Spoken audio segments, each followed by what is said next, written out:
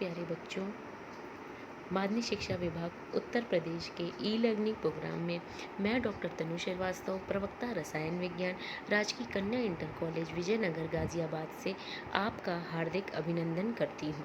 बच्चों, मैं आज आपको कक्षा 12 के रसायन विज्ञान का अध्याय 8 पी ब्लॉक के तत्व के व्याख्यान 1 में ले चलती हूँ।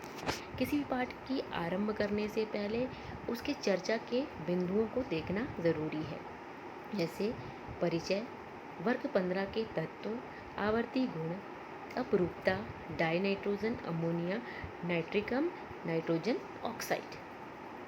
अब पी ब्लॉक तत्व होते क्या हैं? पी ब्लॉक तत्वों को हम क्या कहते हैं? रिप्रेजेंटेटिव यानी प्रतिनिधित्व तत्व या नॉर्मल एलिमेंट, सामान्य तत्व। ये देखिए, ये आपकी आवर्त सारणी है। आवर्त सारणी में ये जो 13 से लेकर 18 के ग्रुप होते हैं वो आपके पी ब्लॉक के तत्व होते हैं। इनका सामान्य जो विन्यास होता है वो NS2 NP1 से लेकर के 1 से लेकर के 6 तक होता है। 13-14 आप कक्षा 11 में पढ़ चुके हो।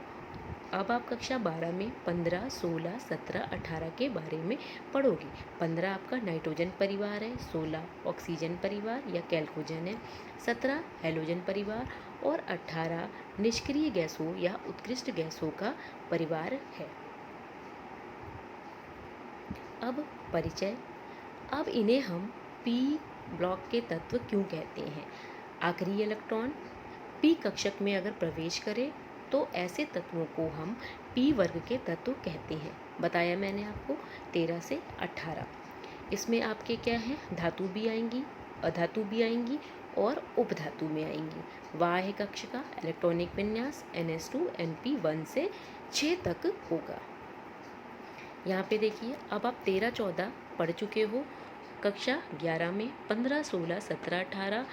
15 आपका देखिए नाइट्रोजन से बिस्मथ, 16 ऑक्सीजन से पोलोनियम, फ्लोरीन से एस्टेंटेनियम, हीलियम से रेडियम। अब इसमें आप देखिए जो कि भूरे रंग से हैं वो आपके मेटल्स हैं, या आपके लाइट ग्रीन से मेटलॉइड्स हैं यानी उपधातु हैं, और नॉन मेटल्स आपके अधातु हैं। अब आपका क्या है? 15 के तत्व जो आपके कक्षा 12 का पहला ये मुख्य बिंदु है। अब नाइट्रोजन परिवार के तत्व आपके क्या हैं? नाइट्रोजन, फॉस्फोरस, आर्सेनिक, एंटीमनी और बिस्मथ। इन सारे तत्वों के आखिरी कक्ष का इलेक्ट्रॉनिक विन्यास NS2 NP3 होगा। अगर सबका NP3 है तो ये आपके वर्ग 15 के तत्व हैं। अब कैसे? या आप इसके आवर्ती गुण ये आपके इस सारणी में देखिए कि नाइट्रोजन का जो परमाणु क्रमांक है वो 7 है। अगर आप आफबाउ प्रिंसिपल से ये लिखते हो तो 1s2 2s2 2p3। हम क्या करते हैं? अपनी निष्क्रिय गैसों को स्थायी मानते हैं, तो उसके अकॉर्डिंग हम इसे लिखते हैं। तो हीलियम कर दीजिए 2 के लिए और 2s2 2p3 है। अब आप पीरियड की बात करोगे तो जो आपका प्रिंसिपल क्वांटम नंबर होता है n, वो आपका 2 है, तो इसलिए ये अगर आप इसका आवर्त देखोगे तो आवर्त दूसरा है। फॉस्फोरस का 15 है, नियॉन 3s2 3p3, पीरियड देख लीजिए आपका तीसरा है। अब आर्सेनिक की बात करो, आर्गन 3t10 4s2 4p3, आवर्त 4, एंटीमनी 51, क्रिप्टन का 36 होता है 4d10 5s2 5p3। अब आप आवर्त को देखोगे तो आपका क्या आएगा? 5वां। बिस्मथ 83 होता है, xenon 4f14 5d10 6s2 6p3, और अगर आप आवर्त देखोगे तो वो आपका 6 होगा। अब हम आवर्ती गुण के बारे में बताते हैं कि परमाणु त्रिज्या क्या होती है? कि आकार का बढ़ना। जैसे ही आप वर्ग में ऊपर से नीचे आते हो तो इलेक्ट्रॉनों की संख्या बढ़ती है। इलेक्ट्रॉनों की संख्या बढ़ने के साथ साथ कक्षों या कोशों की संख्या भी वृद्धि होती है, जिससे कि आकार में वृद्धि होगी। नाइट्रोजन से आप बिस्मथ की तरफ जाओगे तो आपका जो भी परमाणु त्रिज्या होगी वो बढ़ेगी। आयनन एंथैल्पी ये होती है कि गैसीय अवस्था में अगर एक इलेक्ट्रॉन को प्रवेश कराने पर जो ऊर्जा मुक्त होगी, जो ऊर्जा लगेगी, उसे हम क्या कहेंगे? आयनन एंथैल्पी। आकार जितना बड़ा होगा आयनन एंथैल्पी क्या होगी? उतनी ही कम होगी। वर्ग में जब हम ऊपर से नीचे जाएंगे तो आयनन एंथैल्पी क्या होगी? घटेगी। घटने का मतलब ये है कि जब ये नाभिक से दूर हो जाएंगे तो इन्हें जो निकालना होगा तो आसान होगा। जब आसान होगा तो ऊर्जा कम देनी पड़ेगी और आपका जो आयनन एंथैल्पी है वो कम होगा। विद्युत ऋणात्मकता क्या है? विद्युत ऋणात्मकता की जो आपके बॉन्डेड इलेक्ट्रॉन है, जिससे बॉन्ड या बंध बनता है, उसको आकर्षित करने की क्षमता। तो जब आप वर्ग में ऊपर से नीचे जाओगे तो जो विद्युत ऋणात्मकता होगी इलेक्ट्रॉनों को आकर्षित करने की, वो भी क्या होगी? घटेगी। गलनांक एवं क्वथनांक के बारे में बताते हैं। जैसे आप गलनांक क्या होता है? गलनांक का मतलब ये होता है कि कोई भी आपका अगर तत्व है और वो ठोस से क्या हो रहा है, ठोस से द्रव अवस्था में आ रहा है, तो उसे हम कहते हैं उसका गलनांक। और क्वथनांक क्या कहेंगे? अगर वो ठोस अवस्था से वाष्प अवस्था या गैस अवस्था में आ रहा है तो वो आपका क्या हो जाएगा? क्वथनांक। परमाणु क्रमांक जैसे ही बढ़ेगा, बढ़ने के साथ साथ आपका जो दुर्बल बल, वॉन्डर वॉल बल होता है, वो भी बढ़ता है। तो गलनांक तो आपका नाइट्रोजन से ऑर्सेनिक तक बढ़ेगा, लेकिन बिस्मथ पर आकर के क्या होगा? घटने लगेगा, क्योंकि ऑर्सेनिक और बिस्मथ की जो क्या कहते हैं आकार होता है, वो लगभग त्रिज्या लगभग समान हो जाती है। अब धात्विक प्रकृति की बात करोगे तो जब आप ऊपर से नीचे समूह में, मैंने आपको आगे पीछे दिखाया था कि जब आप परमाणु क्रमांक बढ़ेगा तो धात्विक गुण बढ़ेगा। बिस्मथ आपका क्या है? धातु है। नाइट्रोजन आपकी क्या है? गैस है। बाकी फॉस्फोरस है आपकी, ये सब भी आपके क्या हैं? ये उपधातु हैं। तो धात्विक प्रकृति जो है वो परमाणु क्रमांक के बढ़ने के साथ साथ बढ़ेगी। ऑक्सीकरण अवस्था की बात करें तो अष्टक को पूरा करने के लिए इलेक्ट्रॉन को वो या तो वो त्यागेगा या तो उसे ग्रहण करेगा, उसे हम क्या कहेंगे? ऑक्सीकरण अवस्था। अब इसमें देखिए कि आखिरी कक्ष का इलेक्ट्रॉनिक विन्यास क्या है? 2s2 2p3। तो या तो वो 3 को निकाल दे तो +3, ठीक है। अगर वो क्या करे कि 3 को निकाल, कहने का मतलब निकालेगा तो क्या होगा? प्लस आएगा, और ग्रहण करता है तो माइनस यानी ऋण आवेश आएगा, तो +3। और अगर पाँचों निकाल दे 2s2 2p3, या 2 तो आपका बदल सकता है तो +5, इसे ये प्रदर्शित करेगा। अब अपरूपता की बात करते हैं। इस समूह के तत्व अपरूप होते हैं, मतलब एक से ज़्यादा रूपों में होते हैं, लेकिन जो उसके गुण होते हैं वो अलग अलग होते हैं। नाइट्रोजन की बात करो तो नाइट्रोजन आपका अल्फा, जिसे आप कहते हैं घनीय क्रिस्टल। जो बीटा जो होता है वो आपका हेक्सागोनल क्रिस्टलाइन होता है। हेक्सागोनल मतलब इसके 6 वो होते हैं, साइड्स होते हैं या किनारे होते हैं, और क्रिस्टलीय। फॉस्फोरस की बात करोगे तो आपका फॉस्फोरस सफ़ेद होता है, लाल होता है और काला होता है। आर्सेनिक पीला होता है, काला होता है, और सिलेटी धात्विक। और एंटीमनी आपका क्या होता है? पीला होता है और धात्विक होता है और एक्सप्लोसिव विस्फोटक के रूप में होता है। लेकिन बिस्मथ का क्या है? कोई भी एलोट्रॉप क्या होता है? नहीं होता है। अब हम बात करते हैं आपके वर्ग 15 के भौतिक गुणों के बारे। हम वर्ग 15, अब देखिए भौतिक गुण, परमाणु क्रमांक बताया जा चुका है आपको, और इलेक्ट्रॉनिक विन्यास भी बता दिया है। आयनन एंथैल्पी भी देख लीजिए, इस आप सारणी में देख लोगे तो सारणी में देखिए कि घट रहा है। विद्युत ऋणात्मकता की बात करोगे तो देखिए वो भी आपका क्या हो रहा है? घट रहा है। लेकिन आपके एंटीमनी और आपके बिस्मथ में ये लगभग समान हो जाता है, क्योंकि इनका आकार लगभग समान हो जाता है। फिर आप गलनांक क्वथनांक देख लीजिए। गलनांक क्वथनांक भी आपका देख लीजिए क्या हो रहा है? क्या है? क्वथनांक तो आपका बढ़ रहा है, और गलनांक भी आपका क्या हो रहा है? बढ़ रहा है। अब आप क्या करोगे? रासायनिक क्रियाशीलता। रासायनिक क्रियाशीलता की बात करें तो अभिक्रिया कैसे करते हैं? अब हाइड्रोजन बंध, नाइट्रोजन आपको पता है कि सबसे ज़्यादा विद्युत ऋणात्मक है। अगर सबसे ज़्यादा विद्युत ऋणात्मक होगा तो ये हाइड्रोजन बंध को बनाता है। अब ये जब नाइट्रोजन क्या होगा आपका? हाइड्रोजन बंध बनाएगा तो ये अपने हाइड्राइड्स भी बनाता है। हाइड्राइड्स मतलब कि ये हाइड्रोजन से संयोग करके इनका जो सामान्य सूत्र होता है वो EH3 होता है। अगर वो नाइट्रोजन है तो NH3 है, फॉस्फोरस है तो वो PH3 है, आर्सेनिक है तो वो ASH3 है, एंटीमनी एंड बिस्मथ का भी ऐसे ही होगा।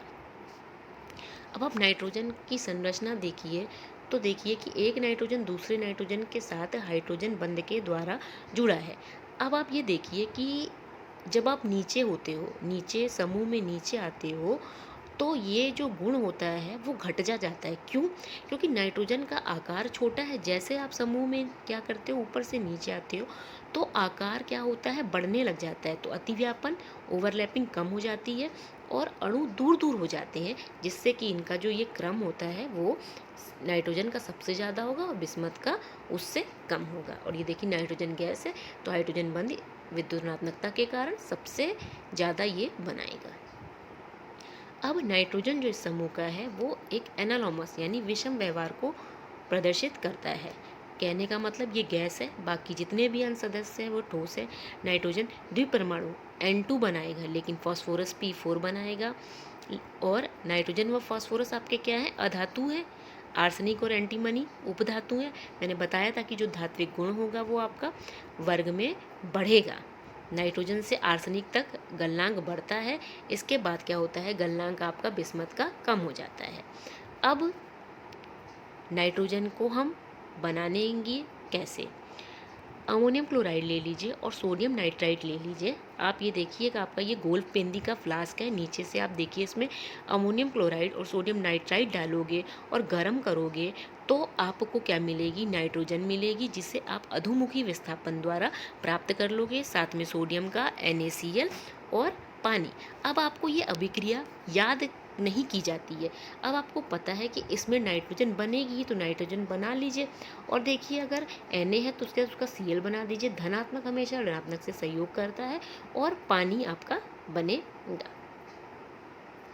अब दूसरी विधियाँ, अमोनियम क्रोमेट ले लीजिए, अमोनियम डाइक्रोमेट ले लीजिए, तो आपका नाइट्रोजन बनेगा, क्रोमिक ऑक्साइड बनेगा और पानी। एजाइड से अभिक्रिया करोगे तो एजाइड से आपका क्या बनेगा, नाइट्रोजन और सोडियम। रासायनिक गुण की बात करते हैं। रासायनिक का मतलब होता है कि ये कैसे अभिक्रिया करेंगे। अब मैग्नीशियम आपके साथ धातु के साथ करेगा तो मैग्नीशियम नाइट्राइड बनाएगा या ट्राई मैग्नीशियम नाइट्रोजन बनाएगा। अब देखिए मैग्नीशियम के साथ मैग्नीशियम नाइट्राइड बनाएगा, हाइड्रोजन के साथ अमोनिया, ऑक्सीजन के बाद नाइट्रिक ऑक्साइड बनाएगा। कैल्शियम कार्बाइड जब नाइट्रोजन से अभिक्रिया करता है तो कैल्शियम साइनेमाइड और कार्बन बनाएगा। प्रयोगशाला विधि अमोनिया की आ गई, जो आप पहले पढ़ चुके हो 10th में, हैबर प्रोसेस, और एक उससे पहले प्रयोगशाला विधि। प्रयोगशाला विधि के लिए देखिए अमोनियम क्लोराइड को आप कैल्शियम हाइड्रोक्साइड के साथ चूने के पानी के साथ गर्म करोगे तो आपका कैल्शियम क्लोराइड, अमोनिया और पानी आपको मिलेगा। यहाँ देखिए आपने क्या है, राउंड बॉटम जिसे कहते हैं, गोल पेंदी का एक फ्लास्क लिया हुआ है, उसमें अमोनियम क्लोराइड और कैल्शियम हाइड्रोक्साइड डाला है। ये आपका ट्राइपॉड स्टैंड है। बर्नर से आप क्या करते हो, गरम करते हो। जब गरम करोगे, यहाँ पे देखिए आपने कैल्शियम क्विकलाइम कैल्शियम ऑक्साइड ले लिया है।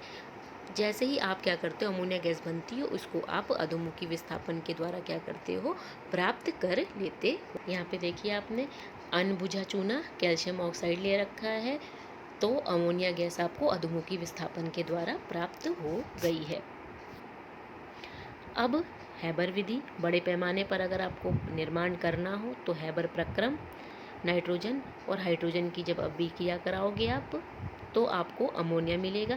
इसमें आपका उत्प्रेरक का होना बहुत ही आवश्यक है। अगर आप उत्प्रेरक को यूज़ करोगे, उपयोग करोगे, तो आपको अमोनिया उच्च ताप एवं दाब पर प्राप्त होगी। इसमें दाब और ताप का बहुत लाशा तैलीय के नियम में आपने इसको पढ़ रखा है अच्छे से कि आपकी अभिक्रिया अग्र होगी कि पश्च होगी और कैसे होगी।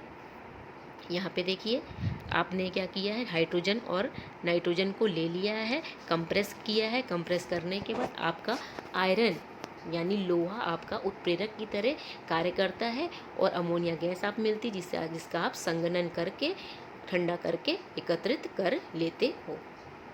अमोनिया की संरचना देखिए, अमोनिया का जो कहते हैं संकरण वो sp3 होता है।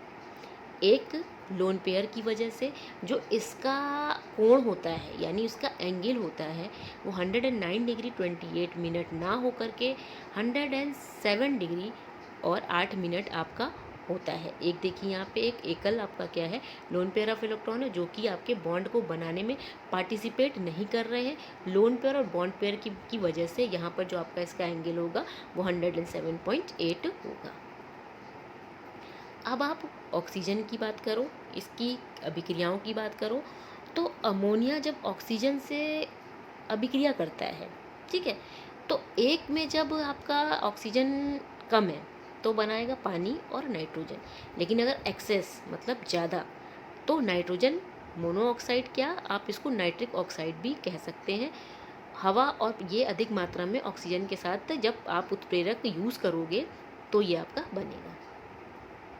अब हेलोजन की बात कर लो, हेलोजन के साथ अभिक्रिया होगी तो अगर आपका अमोनिया की मात्रा अधिक है तो अमोनियम क्लोराइड और नाइट्रोजन बनेगा। सक्रिय धातु के साथ तो आपका सोडा माइड बनेगा, ये सोडियम एमाइड बनेगा और हाइड्रोजन।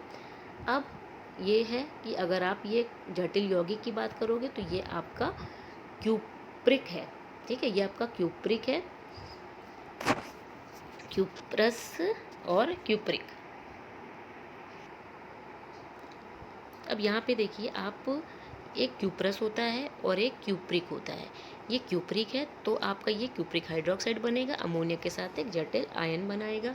अमोनिया के उपयोग क्या है कि इसका उपयोग यूरिया के उत्पादन में होता है, यूरिया आपकी खाद है। फिर कंपोस्ट बनाने में भी, जैसे अमोनियम नाइट्रेट आपका कंपोस्ट होता है। शीतलन के लिए भी, बर्फ़ के प्लांट में भी इसका उपयोग किया जाता है बच्चों। नाइट्रिक अम्ल, नाइट्रिक अम्ल को हम प्रयोगशाला में और औद्योगिक निर्माण इसका कैसे करते हैं। नाइट्रिक अम्ल HNO3 प्रयोगशाला विधि क्या है, सोडियम नाइट्रेट की सल्फ्यूरिक अम्ल से अभिक्रिया कराओगे तो आपको नाइट्रिक अम्ल और सोडियम हाइड्रोजन सल्फेट आपको प्राप्त होगा। आप इसे बनाते कैसे हो लैब में, ये देखिए, आप एक रिटॉर्ट लोगे, उसमें आप पोटेशियम नाइट्रेट लोगे, या पोटेशियम नाइट्रेट या सोडियम नाइट्रेट आप दोनों ले सकते हो, और सल्फ्यूरिक अम्ल मिला दो उस पर। जैसे ही आप सल्फ्यूरिक अम्ल मिलाओगे तो आपको नाइट्रिक एसिड मिलेगा जो कि सांद्र होगा, तो आप उसे पानी से क्या कर सकते हो, ठंडा कर सकते हो, और नाइट्रिक अम्ल आपको प्राप्त हो जाएगा। जो ये आपकी अभिक्रिया है, ये यहाँ पे देखिए कि नाइट्रिक अम्ल मिल रहा है और सोडियम हाइड्रोजन फॉस्फेट आपको प्राप्त हो रहा है। अब औद्योगिक निर्माण में आप आओगे तो बर्कलैंड, आपका बर्कलैंड आइड प्रोसेस। बर्कलैंड आइड प्रोसेस क्या होता है कि अगर आपको ज़्यादा मात्रा में नाइट्रिक एसिड बनाना हो तो आप इस प्रक्रम को क्या करते हो, उपयोग में लाते हो। इसके मुख्यतः 3 चरण हैं। पहला है कि आपका नाइट्रोजन से नाइट्रिक ऑक्साइड बने, फिर नाइट्रिक ऑक्साइड से आपका क्या हो, नाइट्रोजन डाइऑक्साइड बने, देन नाइट्रोजन डाइऑक्साइड से आप कैसे नाइट्रिक अम्ल बनाओगे। ये आपकी बर्कलैंड आइड प्रोसेस है। इसमें हम क्या करते हैं कि तापमान हमारा क्या होना चाहिए, उच्च होना चाहिए। ये उत्क्रमणीय अभिक्रिया है। देखिए यहाँ पे क्या है, ऊष्मा आपकी निकल रही है, माइनस का मतलब होता है कि ये ऊष्मा छेपी है। अब आप क्या करते हो कि पहली अभिक्रिया से आपको नाइट्रिक ऑक्साइड मिलेगा तो उसे 1000 डिग्री सेंटीग्रेड ताप तक ठंडा करोगे। ठंडा करने के बाद इसकी ऑक्सीजन से फिर अभिक्रिया कराओगे तो नाइट्रोजन डाइऑक्साइड मिलेगा। अब क्या है, नाइट्रिक अम्ल जो उत्पन्न होने वाली वाष्प यानी पानी से अभिक्रिया करके नाइट्रिक अम्ल और आपका नाइट्रस अम्ल दोनों बनाता है। कुछ नाइट्रस अम्ल क्या आपका नाइट्रिक अम्ल में और नाइट्रिक ऑक्साइड में क्या करता है, टूट जाता है और पानी बनाता है। यहाँ पे देखिए इसकी अभिक्रिया, ये देखिए आपका ये है बर्कलैंड आइड प्रोसेस, या इसे हम आर्क कहते हैं। कि यहाँ पे देखिए आर्क उत्पन्न किया जाता है। यहाँ आपका बॉयलर है जिस पे आप उसको गर्म करते हो। ऑक्सीडेशन टावर में आप जो नाइट्रिक ऑक्साइड का ऑक्सीजन से भी कराते हो, जहाँ पे आपका जो है ये नाइट्रोजन डाइऑक्साइड में बदलता है। फिर आप क्या करते हो, इसे पानी से वाष्प से गुजारते हो, इसे ठंडा करते हो। ठंडा करने के बाद आप क्या करते हो, इसे अभिक्रिया कराते हो तो आपको नाइट्रिक अम्ल क्या होता है, प्राप्त होता है।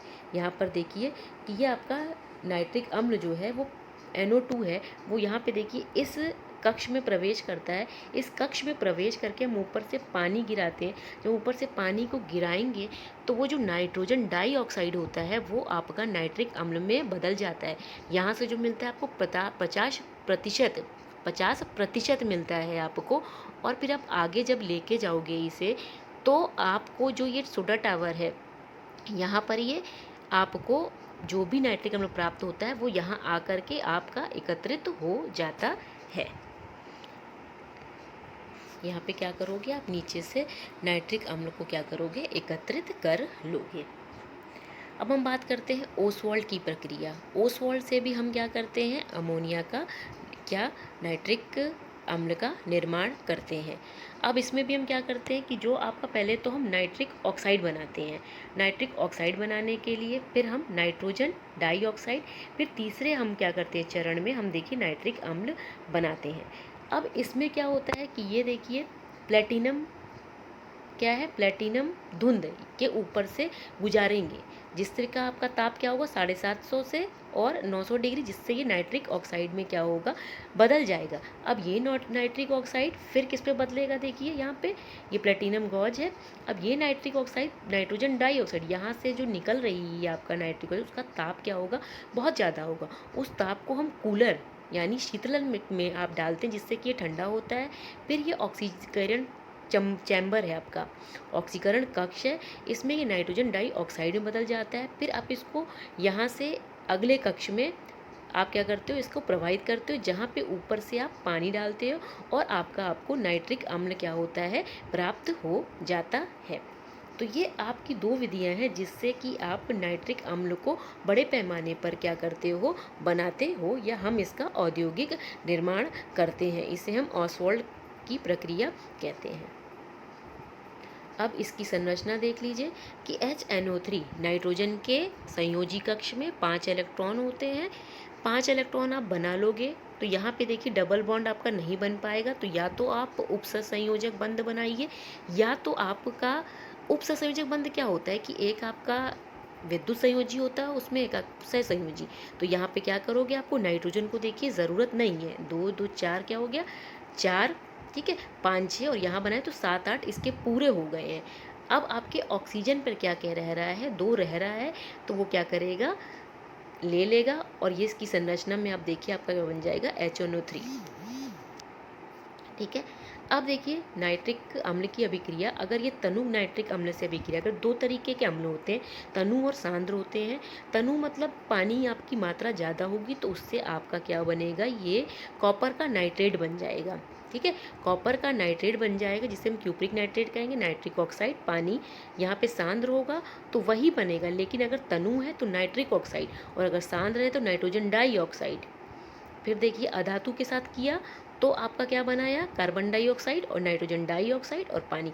ये बच्चों बहुत इंपॉर्टेंट है कि एक्वारीजिया अम्ल राज क्या है। अम्ल राज आपका क्या है कि 1 भाग NHNO3 होगा और 3 भाग HCl सांद्र, सांद्र इन दोनों को मिलाओगे तो इसे हम कहते हैं अम्लराज। अम्लराज क्या होता है, गोल्ड से अभिक्रिया करके, सोने से अभिक्रिया करके और क्लोरिक एसिड बनाता है। इसमें जो एक विलेय होता है, पहले लोग आपको कहते थे ना कि आइए सोना चांदी साफ़ करा लीजिए, साफ़ करा लीजिए, तो साफ़ कराने में वो साफ़ नहीं करते थे, आपको साफ़ कर जाते थे, वो उसको घोल करके सोने को ले जाते थे अपने साथ। अब ये देखिए नाइट्रोजन के क्या है, आपके डिफरेंट क्या है, ऑक्साइड है। अब ये आपके नाइट्रोजन के डिफरेंट ऑक्साइड हैं, तो एक आपका क्या है, NO नाइट्रिक ऑक्साइड। फिर इसकी संरचना देखिए कि एक डबल बॉन्ड है और एक आपका ये इलेक्ट्रॉन हो गया। आपको पता है कि नाइट्रोजन के 5 होते हैं वैलेंस इलेक्ट्रॉन और ऑक्सीजन के 6 होते हैं। नाइट्रोजन को 3 चाहिए, ऑक्सीजन को 2 चाहिए, तो एक तो आपका ये बंध बना लेगा, एक इलेक्ट्रॉन इसके रह जाएंगे, ठीक है। अब ये नाइट्रस ऑक्साइड है, N2O 2 नाइट्रोजन, और ये ऑक्सीजन के साथ ये बंध NO2 नाइट्रोजन डाइऑक्साइड, क्योंकि 2 ऑक्सीजन है। इसकी संरचना में देखिए 2 ऑक्सीजन है, नाइट्रोजन, फिर वही आप करोगे कि 5 आपके क्या होंगे, संयोजी इलेक्ट्रॉन्स होंगे, और जब इनका अष्टक पूरा हो जाएगा तो ये क्या करेगा, इलेक्ट्रॉन ऑक्सीजन बंध का ले लेगा और इस पर प्लस आ जाएगा।